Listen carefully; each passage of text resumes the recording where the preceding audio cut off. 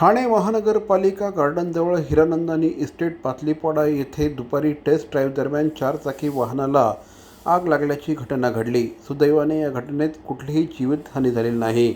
आपत्ती व्यवस्थापन कक्षाला दुपारी 12:38 सुमारास श्रीमती तलरेजा यांनी या घटनेची माहिती दिली। माहिती मिळताच कासारवडवली पोलीस ठाण्याचे कर्मचारी आपत्ती व्यवस्थापन पथकाचे पिकअप वाहनासह घटनास्थळी दाखल झाले।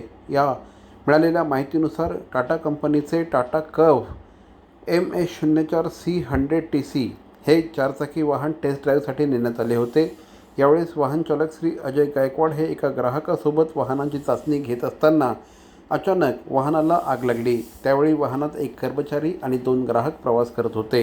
आग लागल्याचे लक्षात येताच तिघेही तत्काळ वाहनाबाहेर सुरक्षितरित्या उतरल्याने जीवितहानी झाली नाही। आगीमुळे वाहन पूर्णपणे जळून मोठ्या प्रमाणात नुकसान झालं आहे। अग्निशमन दल, आपत्ती व्यवस्थापन कक्षाचे कर्मचारी आणि स्थानिक रहिवासी यांच्या संयुक्त प्रयत्नातून ही आग पूर्णपणे विझवण्यात आली असून सध्या परिस्थिती नियंत्रणात आहे। या घटनेचा पुढील तपास संबंधित यंत्रणांकडून सुरू आहे।